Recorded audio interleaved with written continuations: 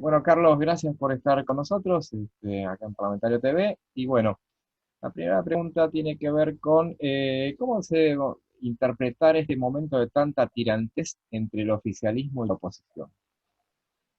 Bueno, era una consecuencia, te diría, natural de la dinámica que fueron tomando los hechos, yo te diría, de junio para acá, ¿no? Digamos, por poner un hito de Vicentín para acá. En la medida en la cual, digamos, el gobierno empezó a tomar una dinámica de mayor radicalización, como una agenda, digamos, mucho más ligado a yo diría, a la filosofía del cristianismo. Obviamente, digamos, empezaron a haber tiranteses y entonces empezó yo te diría, a realimentar permanentemente la dinámica entre los halcones de los dos espacios, utilizado quizá, digamos, como una manera de dirimir conflictos con las palomas dentro de los dos espacios. Y yo te diría que, bueno, que tarde o temprano, por empezar, porque obviamente iba a haber alguna situación complejas, conflictivas, la situación sanitaria, digamos, se iba a agravar, esto iba a terminar llevando, digamos, a debates internos en los dos espacios respecto de cuál era el nivel de confrontación, o sea, el tipo de relación política que debía llevar a cabo. Sí, sí. Pero en este contexto lo que llama la atención es que Fernández dijo en campaña que no iba a perder un minuto en hablar del pasado, que quería dejar atrás la grieta, etcétera, con todo lo que dijo. Y hoy no deja ningún discurso en el que no hable de Macri, por lo menos. ¿Esto es parte de la estrategia? ¿Cómo debe interpretarse? Yo creo que, primero que era esperable que esto fuera a pasar en algún momento, porque bueno, no todos los gobiernos atraviesan por crisis y encima, digamos, el gobierno de Alberto agarró la pandemia. Y en ese sentido, creo que la propia matriz del Frente de Todos, que es una matriz variopinta, iba a terminar generando algún tipo de conflicto, y en donde obviamente, digamos, vamos a decir, la accionista mayoritaria de esa sociedad es la propia Cristina Kirchner, y desde ese punto de vista lo iba a terminar volcando Alberto hacia una dinámica más confrontativa, y eso iba a implicar hablar más del pasado y, digamos, de alguna manera poner de vuelta, digamos, sobre la mesa la grieta. Y eso iba a depender, digamos, de cuán bien manejara Alberto la conflictividad en general y particularmente en esta situación. Yo te diría que en la medida en que Alberto no parece tener una estrategia alternativa para conducir, digamos, las tensiones internas, era, digamos, esperable que terminara él de alguna manera perdiendo la moderación con la cual de alguna manera su contrato simbólico originario, ¿no? Al momento de ganar la elección. Bueno, la trajiste al escenario a Cristina. Bueno, ¿cuál es el papel, crees, de Cristina en el gobierno? ¿Imaginabas tanto protagonismo de ella? ¿Crees que tiene tanto protagonismo como le asignan? Primero sí creo que tiene mucho protagonismo, definitivamente, ¿no? Y como siempre pasa en este tipo de situaciones, sin overo manantropo, digamos, ¿no? Si no es verdad, de alguna manera se lo asignan como para seguir consolidando su liderazgo, eso en primer lugar. En segundo lugar, yo pensé que iba a tener, digamos, que iba a haber como más tiempo de moderación, ¿no? De parte de Alberto, en el sentido de dejarle a Alberto una moderación, aunque sea formal, ¿no? En el estilo, y que en algún momento, digamos, algunos proyectos, sobre todo lo que tenía que ver con el tema justicia, era cantado que iba a pasar, la situación se endureciese, ¿no? Por las propias causas judiciales de ella. Entonces, pero no le está dejando resquicio. Yo no sé si no dejarle resquicio tiene que ver con parte vamos a decir así, de la letra no escrita del acuerdo entre Alberto y Cristina originariamente cuando él aceptó la candidatura, o cierta, digamos, limitación de él como para poder equilibrar, digamos, la situación, vamos a decir así, como si él actuara, digamos, más cristinista de lo que en realidad querría hacer, como para mantener tranquilo, digamos, al ala más radicalizada. Y esto de tener que conformar en una coalición tan heterogénea, de tener que conformar a todos los sectores, ¿crees que Alberto termina siendo un presidente débil? Y hoy da la impresión, hoy está deslucido, ¿no? Digo, más allá de la imagen en la opinión pública, claramente, digamos, la película es de progresivo desgaste.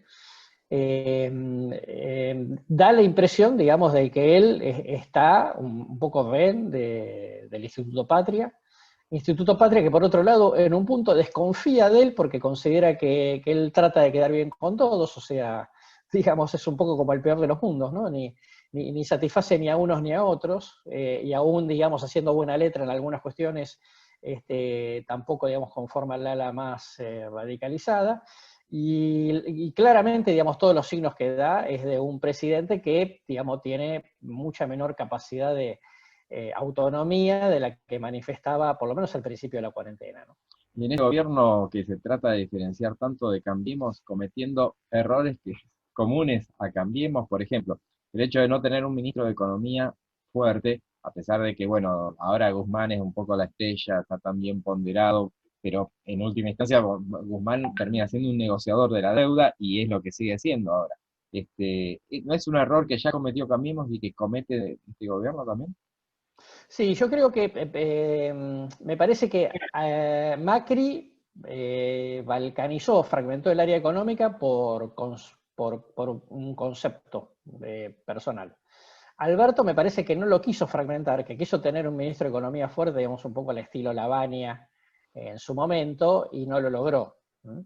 Precisamente por los vetos de Cristina. Entonces, frente a ese veto, prefirió ir con su equipo de asesores económicos, más Guzmán, que no era originario, y llevarlo, digamos así, al gobierno.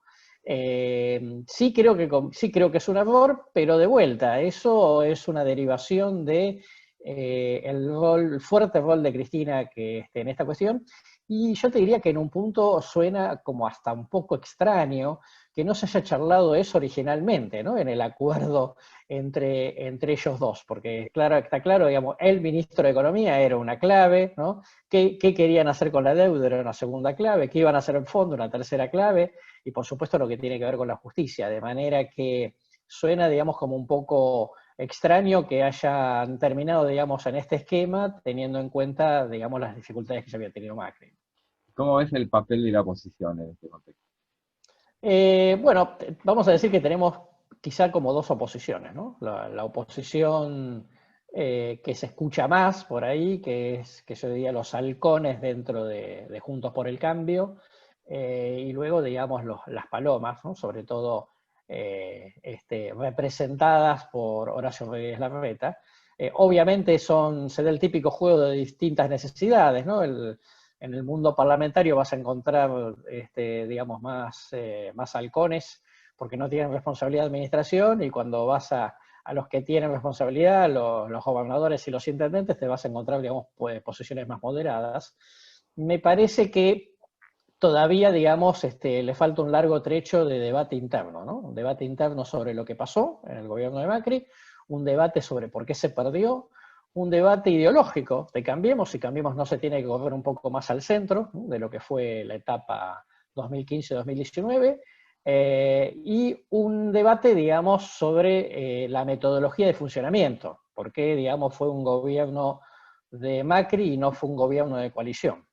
Todo eso está por verse. Me parece que hasta que esas cosas no estén resueltas no va a haber liderazgo predominante, pero está claro, digamos, que tarde o temprano los números van a cantar, ¿no? Y por supuesto la buena figura, digamos, de Horacio Rodríguez Larreta, en función de lo que está cosechando por su actitud, digamos, moderada durante el manejo de la cuarentena, mi impresión, digamos, que a la corta o a la larga va a terminar siendo un poco, digamos, la lógica que quizá más se imponga, ¿no? En esa discusión.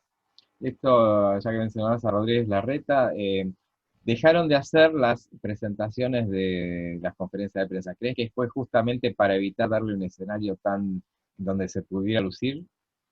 Bueno, a ver, varias cosas. Primero, las críticas de ahora, la insistencia de Cristina a Alberto en que Horacio Rodríguez Larreta es Macri y que por lo tanto no tiene por qué armar matices, ni llamarlo amigo, ni nada por el estilo, ¿no? Cosa que irrita, digamos, al Instituto Patria, en primer lugar. Segundo, el propio interés de Horacio ir tomando distancia un poco de la figura de Alberto, teniendo en cuenta, digamos, que él se va manteniendo en buena imagen, pero claramente Alberto se va desgastando, digamos, y además un Alberto que no solamente se desgasta por sí mismo, se desgasta, entre otras cosas, por lo que charlábamos de el bajo grado de autonomía frente al cristinismo, y tercero, por una necesidad, digamos, dentro de Juntos por el Cambio, que le pide, como diciendo, hasta acá llevaste, digamos, una buena relación, vayamos aflojando un poco, digamos, la cuestión, y empezar, digamos, como a marcar diferencias, porque esa actitud tan moderada, digamos, tampoco representa al conjunto de Cambiemos, ¿no? Ya que hablamos de la cuarentena, bueno, en esta pandemia, al gobierno le fue bien, todavía tiene buena imagen, bueno, viene lógico, con toda lógica, viene descendiendo en esa buena imagen que tuvo la administración de la cuarentena. Ahora, algunos dicen que se enamoró de la misma. ¿A vos te parece que cómo se interpreta esa semántica de sacar el término cuarentena, de no utilizarlo más? Bueno, es como decirte una solución medio salomónica teniendo en cuenta el contexto, ¿no? Digamos, en realidad lo que el presidente hizo fue decir, mire, no se habla más de cuarentena porque si, como no se está cumpliendo del todo, entonces no dejó de existir. Pero bueno, nada, digo, fue esos momentos en los cuales decidís pagar un costo político porque ya sabés, digamos, que tratar de insistir con la palabra cuarentena a esta altura del partido ya era ridículo, en primer lugar. Luego creo que el presidente, de vuelta, influenciado por esa lógica más intransigente del cristianismo, no tiene mucha alternativa que insistir en esta suerte de amenazas de aprieto el botón rojo o volvemos a fase 1, etcétera, porque para el propio cristianismo, digamos, reconocer algún error o reconocerle alguna razón a la oposición siempre lo verán como una situación de debilidad. Entonces yo te diría, un poco por el contexto de cansancio de la gente, un poco porque cómo el desequilibrio dentro en su relación con el cristianismo, digamos, terminó desembocando en esa cuestión. Digo, son de esas situaciones que o salís de manera, yo te diría, más profesional comunicacionalmente, o salís como sea para sacarte el tema de encima, y eso es lo que hizo Alberto. Estamos hablando de la comunicación y desde el punto de vista comunicacional, ¿es bueno que el presidente hable tanto? Mira, está bien que el presidente sea abierto a los medios, y porque de esa manera lo transmite, digamos, cercano, no, digamos, no discrecional, digamos, en su comunicación pública.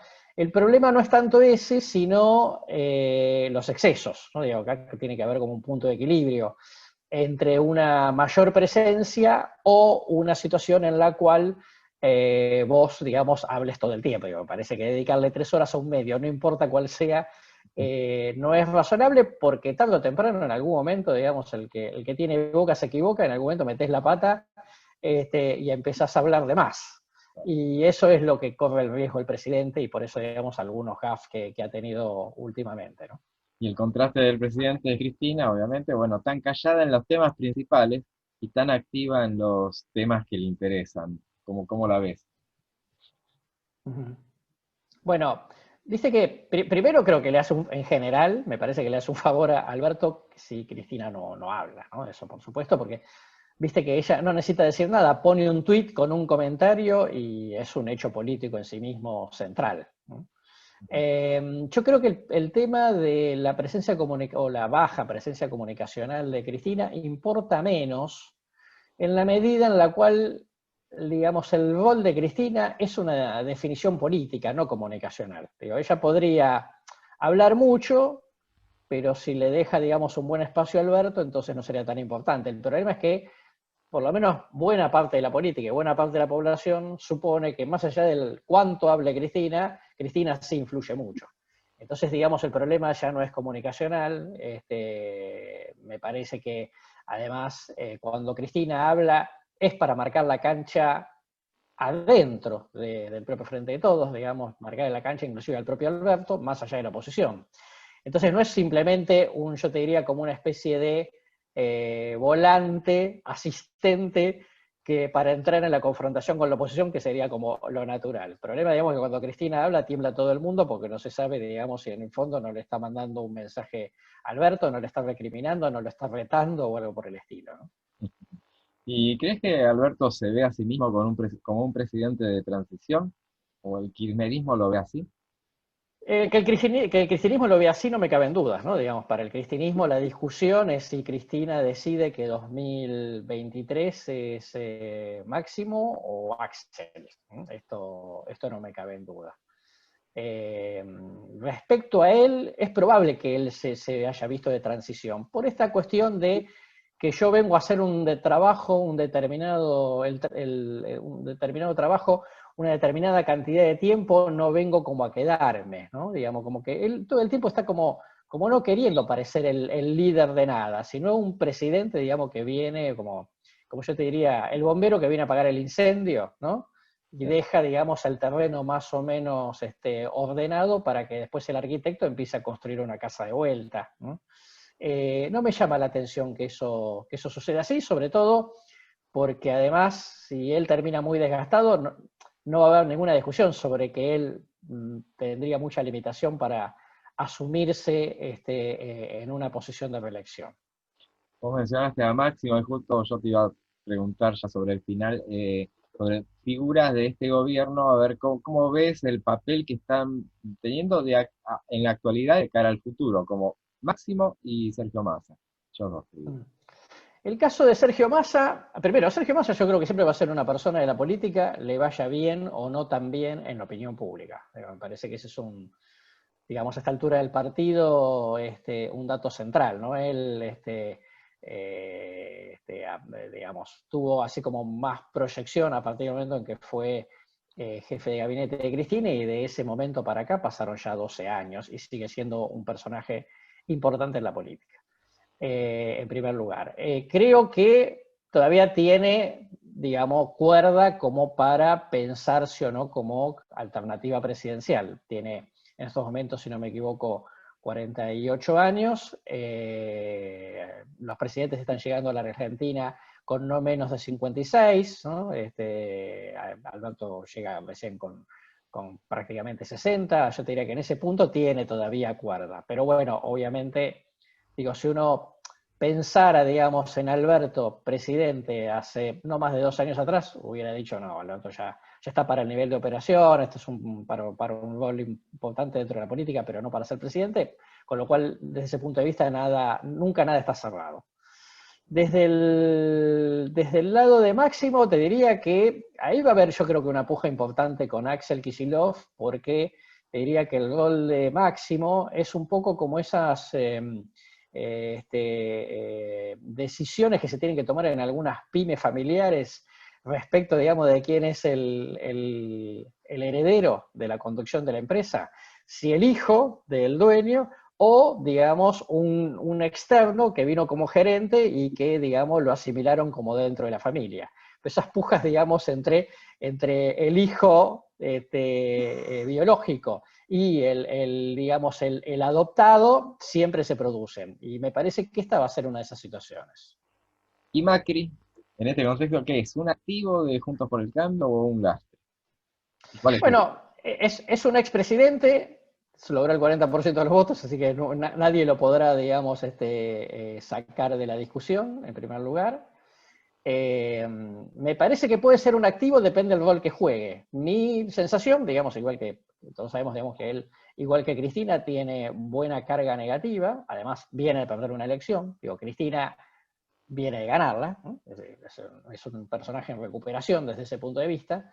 El gran problema, digamos, de Macri es si él efectivamente hace una autocrítica o piensa que está todo bien y que la que se equivocó fue la gente, digamos, ¿no? Que la mayoría social. Me parece que el punto es si él va a saber hacer política para juntarle la cabeza a todos, o sea, que ser como la prenda de unidad, dentro de Cambiemos, teniendo en cuenta que él, desde 2007 para hasta el año pasado, hizo política desde los cargos, ¿no? Ahora no tiene cargo, ahora está, digamos, en el llano más absoluto, y cuando vos estás en el llano necesitas una serie de habilidades políticas que no todo el mundo tiene. Si lo tenía Menem, lo tenía Alfonsín, lo tenía Néstor, lo tiene Massa, digamos, que estuvo 2 años sin cargo, pero el caso de Macri, digamos, que no viene originalmente de la política, es por lo menos un interrogante. Muy bien, muy bien. Y lo último, ahora sí, a una persona como vos que maneja bien el tema de la comunicación, le pregunto, lo que pasó el martes 1 de septiembre en la Cámara de Diputados, toda esa sesión que muchos calificaron de bochornosa, yo también, este, ¿cómo lo tomó la sociedad? ¿Cómo puede haber sido visto por la sociedad? ¿Le rindió a alguno, al oficialismo, a la oposición, esas posturas tan marcadas? ¿Cómo se registra esta situación? No, yo creo que en esa escena perdieron todos, ¿no? Pero primero porque, vos lo sabés mejor que yo, digamos, el Parlamento siempre te tiene, los parlamentos en general, digamos, los órganos legislativos siempre tienen dificultades para comunicar bien, digamos, el rol que cumplen dentro del sistema político. Mucho más, digamos, este Congreso que ya al principio estuvo cuestionado por no sesionar, mientras que, digamos, otros parlamentos en América Latina, como el de Ecuador, fue el primero que sesionó virtualmente. Luego empezó a sesionar virtualmente, bueno, ahora se produjo este tipo de situación. A mí me parece que en general la sociedad que está muy harta, digamos, con la cuarentena, más la dificultad económica, es, che, ustedes cobran un sueldo, tienen que ir a trabajar. Si se pelean es un problema de ustedes. Y al final siempre están buscando una excusa como para no trabajar, ¿entendés? Entonces digo, desde la sociedad, seguramente la mirada es muy crítica, no parece que hayan digamos, hecho un ajuste, ¿no? De manera que la gente, digamos, por lo menos una vez se comportaron como debía, y me parece que ese tipo de situaciones ya la gente no hace una distinción entre si la culpa la tiene el oficialismo o la oposición. Son los políticos, digamos, como un bloque. Muy bien, Carlos Fara, muchísimas gracias por haber estado con nosotros y bueno, te vamos a seguir molestando de esta manera que la virtualidad nos viene bien para este tipo de situaciones. Muchas gracias. Claro que sí, con mucho gusto.